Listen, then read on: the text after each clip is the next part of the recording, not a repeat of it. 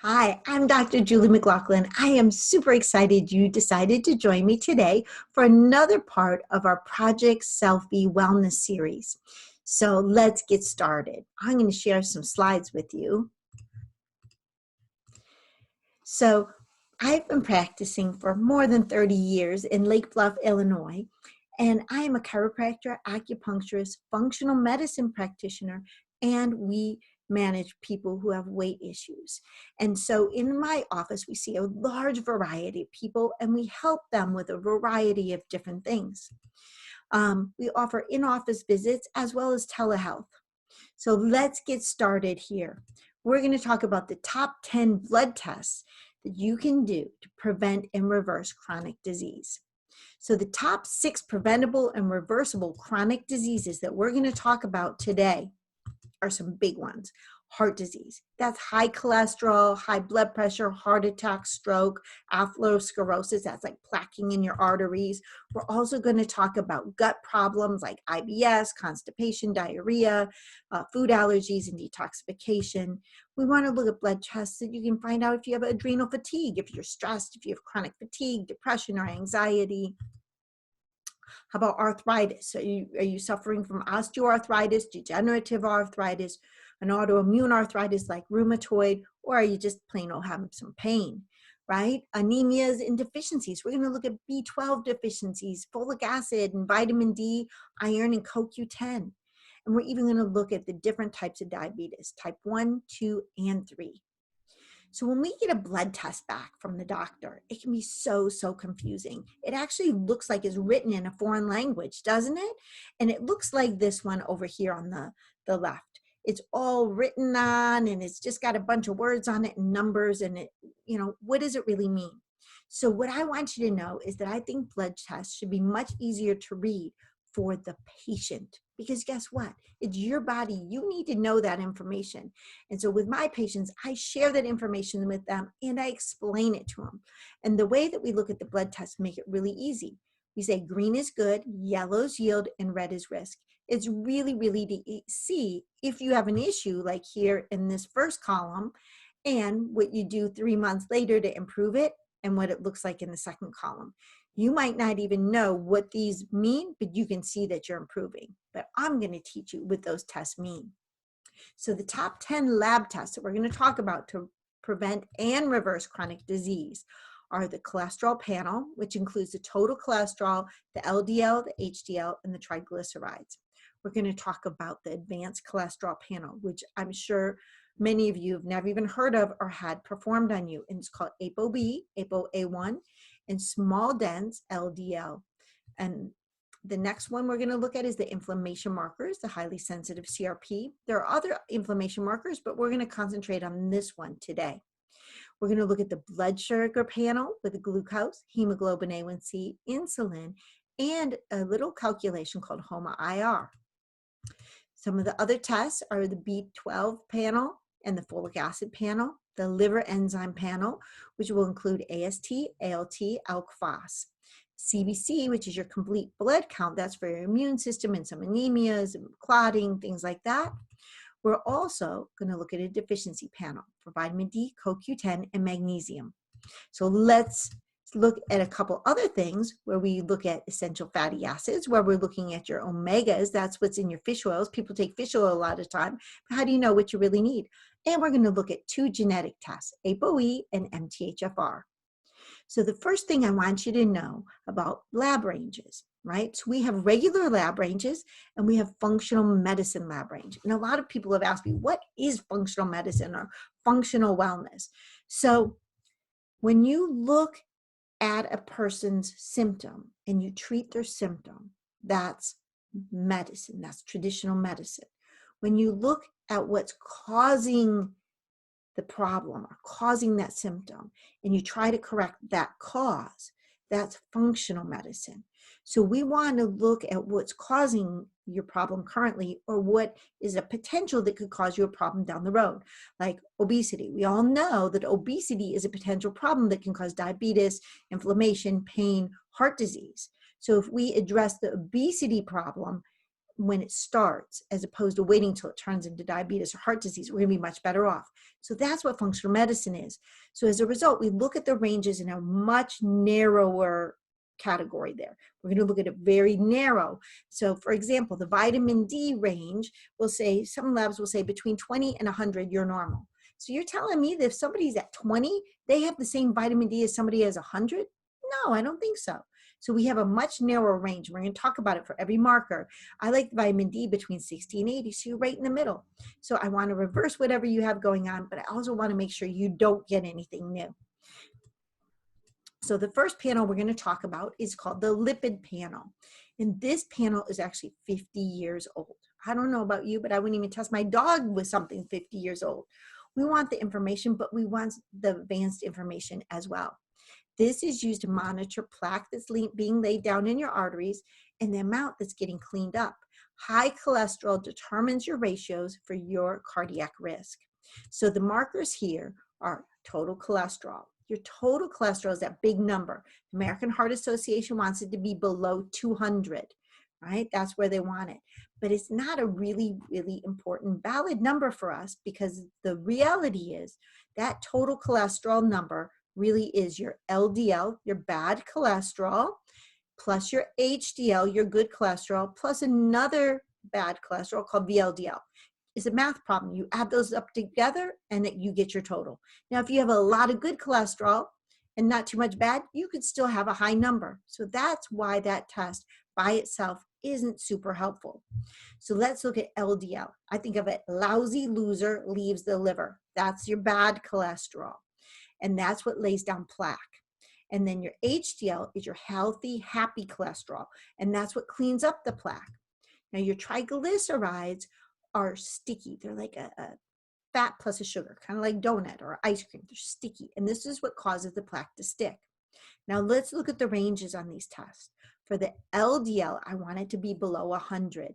For your HDL, for men, I want it to be above 50. And for women, I want it to be above 60. Your triglycerides, I want it to be below 115. The traditional labs will say 150, but if you're getting up into the 150 range on your triglycerides, you already have heart problems starting and possibly sugar problems starting. So cholesterol is a fatty-like substance. It's a waxy substance. I always think of it like chicken fat, right? And it aids in the production of cell membranes and hormones and vitamin D. And we get two sources from our cholesterol. 80% comes from our liver and 20% comes from our diet. That's why it's very, very difficult to change your cholesterol with just diet alone. Now, your LDL, or your bad cholesterol, is responsible for 70% of all heart disease, and it's the leading killer for men and women over the age of 45. Now, your HDL, that happy, healthy cholesterol, it brings the cholesterol back to the liver. So as the body makes cholesterol in the liver, the LDL comes out and drops little particles down in the blood vessels, and then that healthy cholesterol is going to scoop it up, and it's going to clean it up and bring it back to the liver. So between the ages of 49 and 82, the most potent risk factor for cardiovascular disease is low HDL. And that's from the Framingham study. And that's a big study where we rate risk for people having cardiovascular events. So people can genetically, hard-driven, have either low HDLs or high LDLs, but you need to know which one is your deficit, because then you know which one to affect, not just that total cholesterol number. Now, triglycerides are a type of lipids. They're made up of a fat and a sugar, and it can also be elevated by alcohol, right? So the things that can elevate your triglycerides are going to be obesity, heart disease, diabetes, hyperthyroid or hypothyroidism, kidney disease, and liver disease. All of these things can elevate your triglycerides. So that routine lipid panel is literally 50 years old. So we want to come into the new century and we want to use these advanced lipids. In fact, a year ago, November, the American Heart Association and American Cholesterol Association added 2 of these advanced tests to their recommendations that doctors do on a regular basis. And that would be your small dense LDL and ApoB. We're going to talk about those right now in our next module on the advanced lipids. So what I want you to think about is when you're driving in your car and you see the speed limit sign. A lot of times we don't follow the speed limit sign, unfortunately, right? We know we should, but we don't. But when we see one of these flashing speed limit signs, what do? We step on the brakes. We're like trying to get our speed limit exactly to match the sign, right? Because what gets measured gets managed. And they did studies and they said that when you see this flashing line, because it's measuring your speed, you're going to travel at the appropriate speed, watching the speed limit signs the rest of your trip wherever you go that day. So it makes a really big difference when you get your tests done and your blood work done, you're managing what's going on in your physiology. Because if you don't measure it, you don't know it. So let's look at this advanced lipid panel. This tells me about the quality of the cholesterol that people have, right? So the quality tells you more about the potentials of having a heart attack or stroke, high blood pressure, or other related heart disease. So ApoB, B is for bad cholesterol. It's how sticky is that bad cholesterol, right? This SDLDL, small dense LDL, I like to call it super dangerous LDL, is the size of the cholesterol. Is it sand or is it rocks? So I always tell my patients this little analogy. I'm coming to your house for dinner and I'm a very bad house guest. I'm going to dump a bucket of rocks or a bucket of sand on your carpet. Which one do you want? Right, they always say rocks because they're much easier to clean up. That sand is what would get through your carpet and build up that plaque in your blood vessels. Now, ApoA1 is the quality of your good cholesterol and how hard it works. So we could have lots of workers, but if they're really lazy, it's not going to do as much good. So you want to have that good quality cholesterol. So what about inflammation, right? Are you on fire? I call the inflammation panel the fire panel. And this is one test that's very common that we can do. It's called the highly sensitive CRP or HSCRP. And it's a highly sensitive marker that tells us the inflammation in your circulatory cardiac system. There's other inflammation markers that can tell us other things, but for our purposes here, we want to talk about this highly sensitive CRP. I want this number to be less than 1. The range says up to 3, but we want it less than 1 because we don't want you in pain or having inflammation. Because inflammation is the underlying cause of every disease. It doesn't matter what it is. Hypertension, diabetes, high cholesterol, heart attacks, pain, obesity. And guess what? The disease is downstream. Inflammation is the cause. Remember, we want to treat the cause. So we want to reduce inflammation in your body and not treat that downstream disease. So let's look at the metabolic panel or the sugar panel. The metabolic panel measures and monitors your blood sugar. We look at diabetes, prediabetes, insulin resistance in this panel.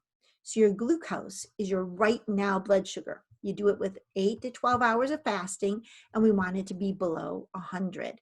This number can fluctuate, and if you took your blood 50 times a day, it could be 50 different things. So it's not a great marker of long-term measurement.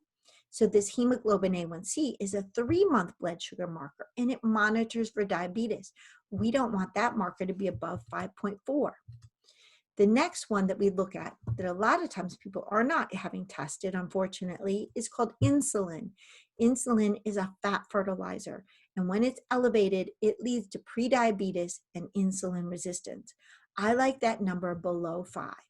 And this number is totally controllable, as are all these numbers in the metabolic panel, with what you eat and how you move. So we want to be really vigilant on watching our diets to keep us out of that diabetes realm.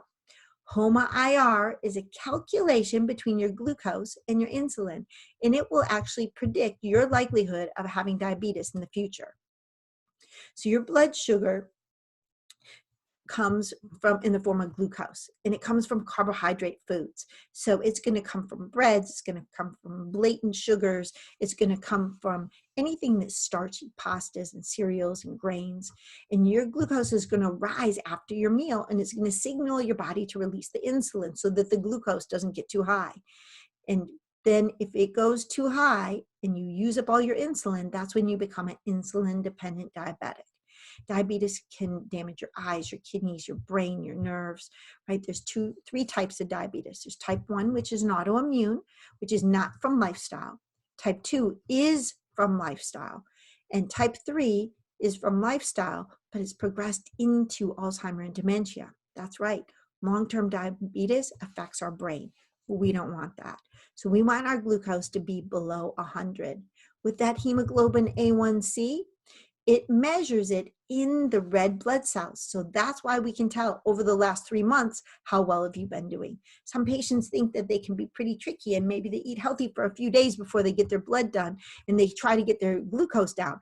But the hemoglobin A1C will really tell us the full picture. So we typically only retest this test every 3 months because it's a 3-month test. Insulin is a fat fertilizer, and insulin is a hormone responsible for transportation and storage of glucose in the cells. So if you eat something and you're not utilizing that energy, it's going to go to fat. We don't want it. That's why it's so difficult for people with diabetes to lose weight. It's because of this insulin problem.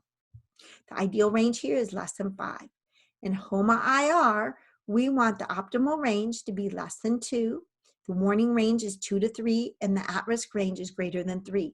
And remember, this is a calculation between your glucose and insulin. Okay, let's look at our next basket, our deficiencies and anemias. B12 and folic acid. Both of these supplements are water soluble. Vitamin B12 deficiency is one of the leading nutrients in the world. And in 2004, a study showed that major health concerns in many parts of the world, including the United States, India, Mexico, Central America, South America, and even certain areas of Africa have been deficient.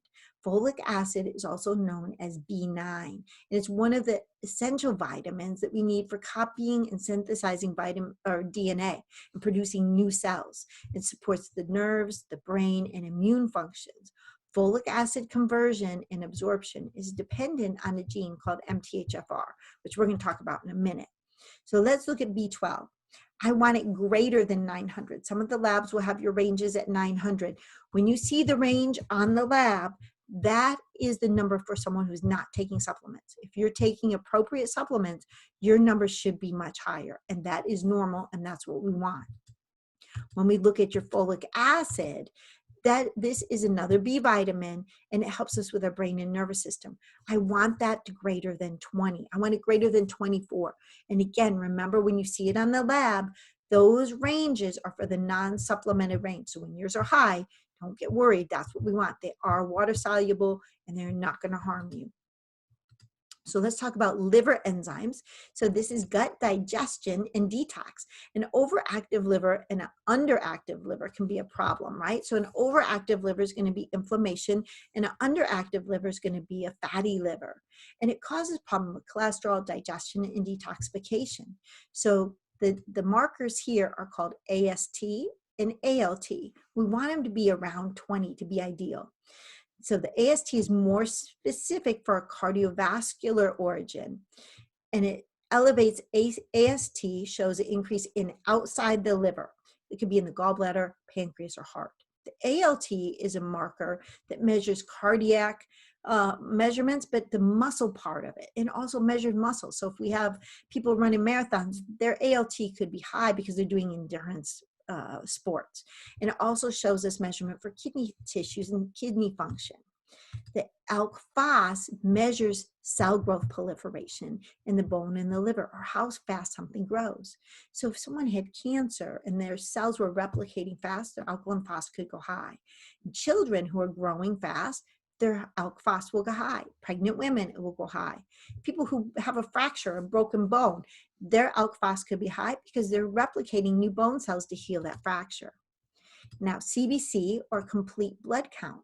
In this test, it measures our red cells, our white cells. So our red cells are RBC, our white cells are WBC. The white cells contribute to our immune system. The red cells carry the iron and the B vitamins. Hemoglobin is the oxygen-carrying component of the blood in the red blood cells. Hematocrit carries the iron in the blood, and the platelets are part of our white blood cells that are responsible for clotting. So let's look at some more of the vitamins and the deficiencies. And these vitamins are needed for our immune system, our musculoskeletal system, and our heart and our brain. So vitamin D, it helps with our immune system. It's super, super important. It helps with our heart, our bones, and our brain. And it can actually prevent cancer from spreading. God forbid, knock on wood, 2 people had cancer on the same day. One who is deficient in vitamin D, that cancer is going to spread. The one who's not is less likely to spread.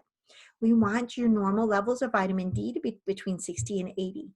Now, CoQ10, it gives us great energy. This is my favorite supplement of all time. I have to tell you, it's great for your heart and anti-aging. We want that to be greater than 1.4. It's also very, very important to take CoQ10 if you are taking a statin, because the statins deplete CoQ10, and that's what causes the statin shuffle, or those leg pains and musculoskeletal aches and pains that people get from taking statins. So be sure to take CoQ10. Magnesium, we want between 2.2 and 2.6. Most people in the world today are deficient in magnesium, and it supports the brain, the muscles, the bone, and the heart function. There are different types of magnesium, and that could be a whole nother talk. We could talk about of the different types of magnesium and what you would need them for. So let's look at some of the benefits of vitamin D. Vitamin D is super, super important. It aids in weight management, weight loss, and belly fat reduction. It boosts up your immune system, and it reduces your risk of the common cold and flu. It helps with bone density. It's great for increasing bone density. We really don't recommend taking calcium anymore because it causes hardening of the arteries and plaque. But in order to keep our bones strong, we'll take vitamin D along with a K2. It helps with heart health, lowers cholesterol, thins the blood, prevent blood clots, heart attacks, and strokes. And like I said, it stops cancer from metastasizing or spreading. And it's really super important for boosting your brain health in seasonal affect disorder and insomnia. So some good sources of vitamin D from food are going to be salmon, tuna, mushrooms, fortified milk, sunlight, eggs, fortified cereal, and cod liver oil.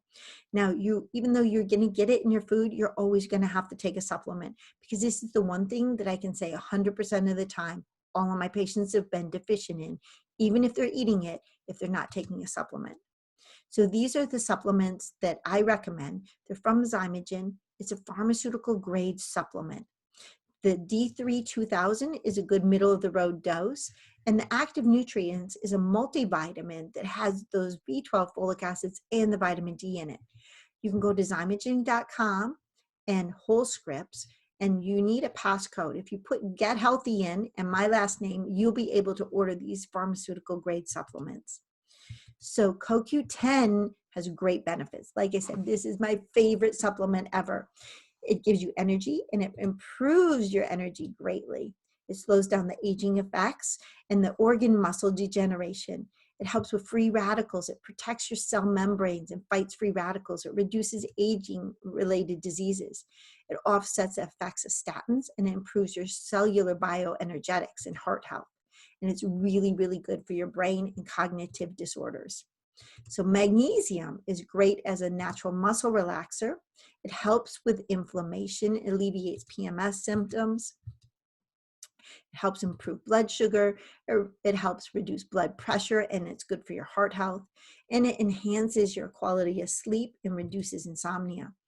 And magnesium threonate is a form that's really good for your brain. Magnesium citrate is really good for migraine headaches and helps fight depression. So let's look at some essential fatty acids. Your omega-3s and omega-6s. So they're very, very necessary for our vital organ systems, and they reduce inflammation. The omega-3 is the total amount of fish oil, and it's not produced by the body at all. We only get this from our diet. And there's 2 parts of it: the EPA, which helps control the bad cholesterol, and the DHA, which is really good for brain health. When we look at monounsaturated fats, these are the healthy fats. They help lower cholesterol, and they help with inflammation. And they're in things like almonds, avocados, and olive oil. And ALA is also a good fat that's in walnuts, chia seeds, flax, and flaxseed oil. So some of the benefits of the omega-3, it aids in kidney functions. It helps in conditions like macular degeneration, dry eye, and age-related disorders. It helps with chronic skin problems like eczema. It's good for your heart. It lowers your cholesterol, thins your blood, prevents clot, heart attacks, and stroke. It's a great anti-inflammatory to reduce pain and inflammation in your joint and in your gut. And it improves your brain, cognition, ADD, and mood disorders, anxiety, and depression. So you can see omega-3 has a ton of benefits that we all need. So some good food sources of omega-3 are going to be flaxseed, walnuts, sardines, salmon, olive oil, shrimp, almonds, and avocados. And again, we want a pure form of this fish oil, not just a random one. So what I want you to think about is taking a supplement with that. Now let's look at the genetics. I call this nutrigenomics, or eating for your genes. So genes are what make us a unique person, and we get one copy from our mom and one from our dad. And these two genes help us determine how our bodies best interact with food and the vitamins we consume. So MTHFR, that's a gene that controls methylation. It helps convert folic acid into folate. And no, it's not a swear word.